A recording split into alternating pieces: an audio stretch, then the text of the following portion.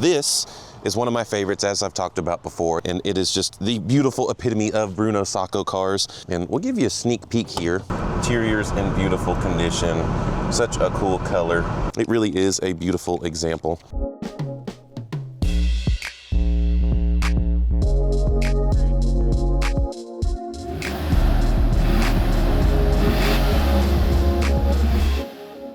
Hey everyone, and welcome back to DC MotorWorks. My name is Cameron, and if you've watched the channel for a while, you know we love 129s here at DC MotorWorks, and special 129s for that. Behind me, we've got a Fire Mist Red.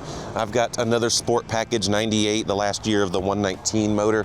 But this is one of my favorites, as I've talked about before. The early cars, the 90 to 92, the original 129 500 SL, and this is a 92 model in a great combination. My first car was white, actually, but this one has a little bit more special of an interior, which we'll get to in a moment. I really like this one that has still kept its two-tone guise. Most of the white cars, because it was a gray and a white, got painted monochrome, which would be all white at some point in their life. Whereas like the other two-tone cars was just a satin finish of the top color.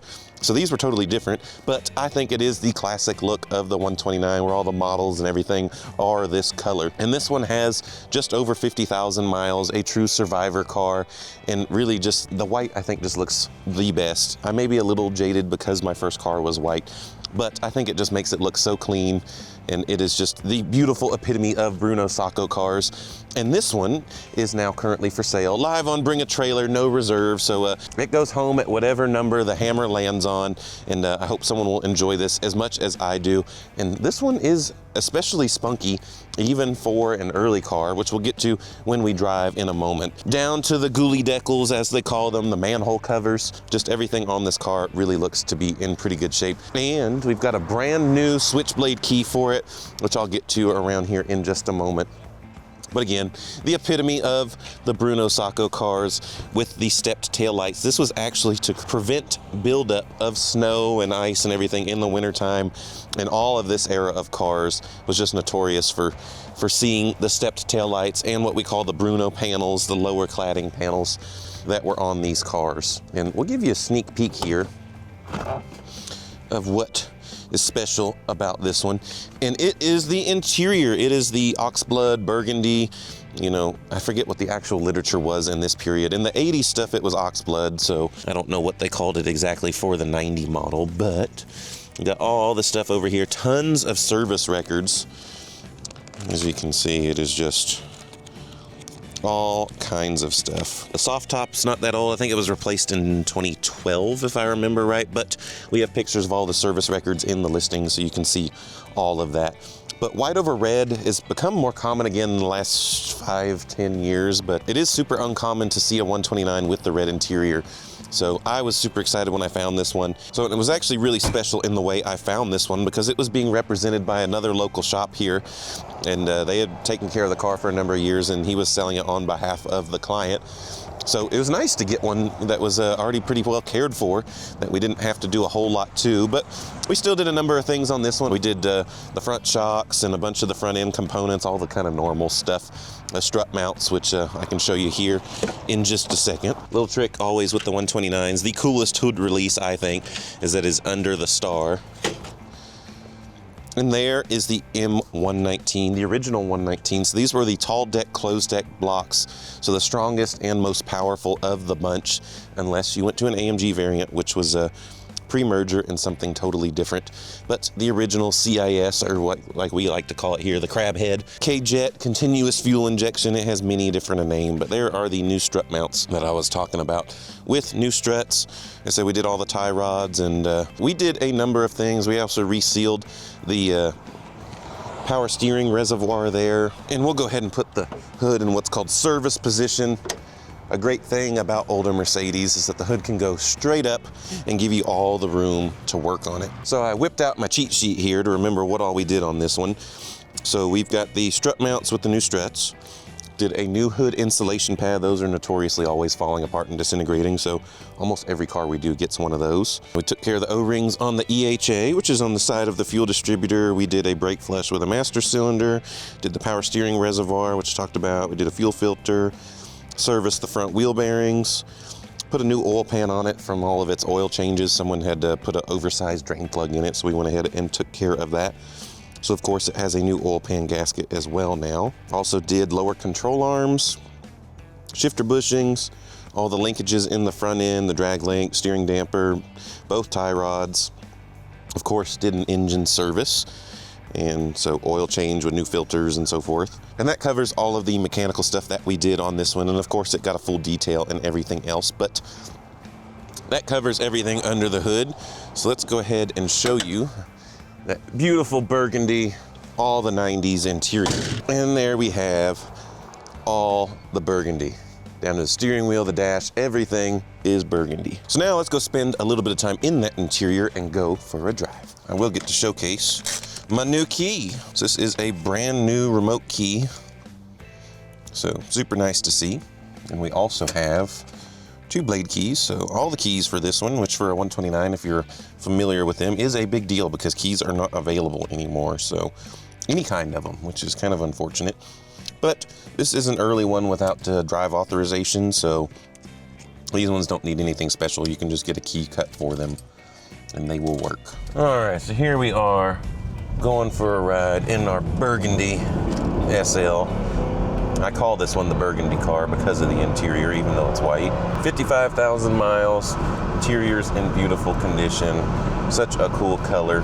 Best thing, like I said, about this one is how strong it is, even given that it's an early, most powerful variant of the 500 SL. And again, I talk over and over, there's no dead horse with 129s when it comes to me. They are just such a wonderful combination of sports car and GT. And even though they have a smooth, comfortable ride when you're just cruising along, that you can really hustle these things around. I love watching the old marketing videos and stuff for these where the test drivers are just throwing these things around. And it's true even 34, 35 years later now.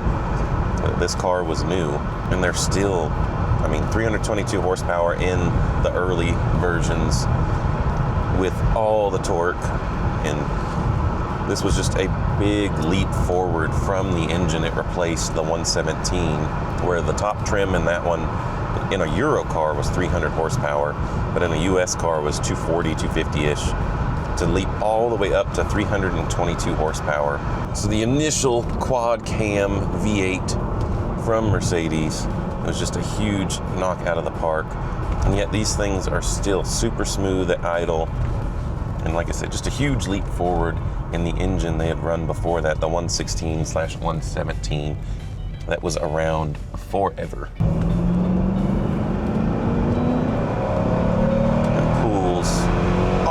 To redline. There's no letdown in power. So these were the first engines to get variable cam phasing, and it has 3 stages. So it's like below 2,000 RPM, up to 3,500, and above 3,500.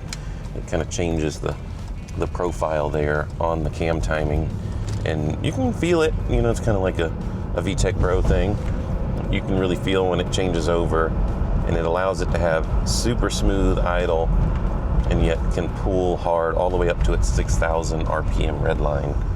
And many people have found out that you can actually run these things up to 7,000 RPM without any fuss. And this was actually the engine that was also used in the, I think it's pronounced Sauber, but they twin turbocharged this variant for racing. I have to pop a video of that up there as well because the noise it makes is insane. And I think it made something like 800 horsepower or something like that.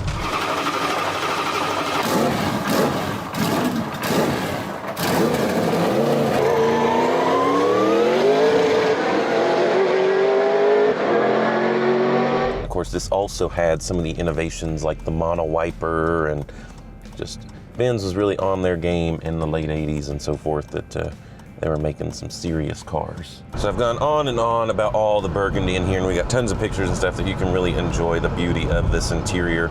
Of course, with something with some age, if you really wanted to go crazy, you could send the wood out to, we like to use Madeira Concepts out in California to refinish all the wood. And in this car, it's really just 1, 2, 3, 4, 5 pieces. So it'd be a pretty pretty painless thing to do if you want to take it that next step above.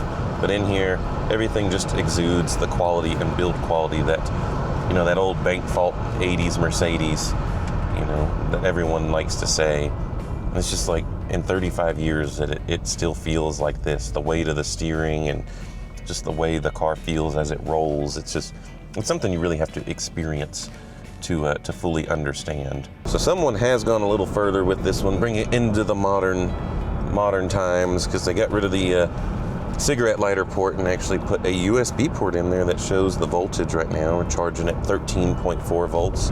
I actually really appreciate that. That's a pretty nice little touch there, even though you still retain your old school ashtray.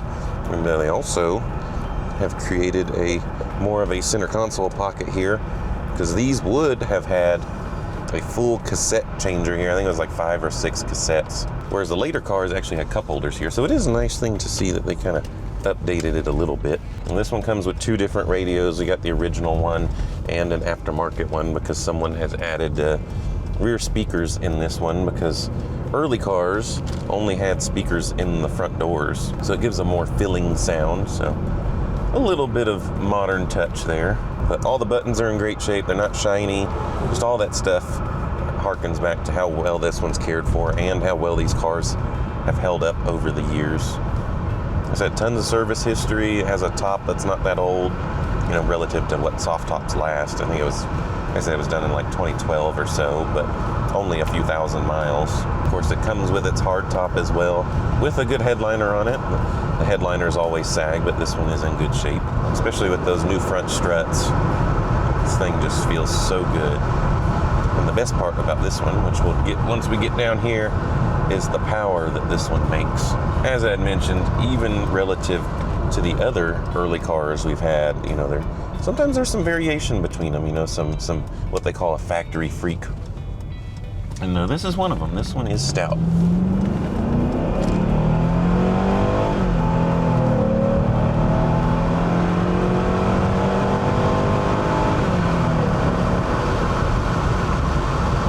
Man, doing over 80, just like that.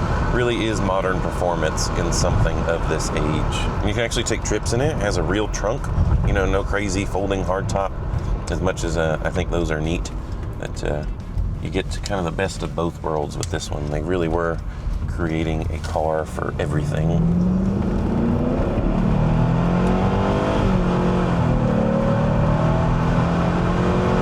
Sounds great.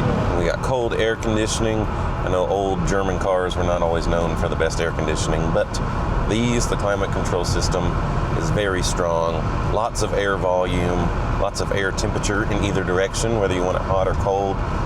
These will actually put condensation on the vents from how cold it gets, especially here in the south where there's a lot of humidity. And it will get so hot in here that you'll think you're in like a sauna or some kind of like heat therapy. And here we are just zooming into a corner, and while there is some body roll, man, once this thing's set in a corner, they have tons of grip, and it's just one-handed. It is a Mercedes at the end of the day. And if you want to, with the old hydraulic transmission, kind of slap it around and tell it what to do, you can do that. And it's, for an old non-electronic transmission, it is pretty responsive. It's no modern dual clutch, of course, but for what it is, just there over 3,000 RPM, and that thing just starts pulling and pulling.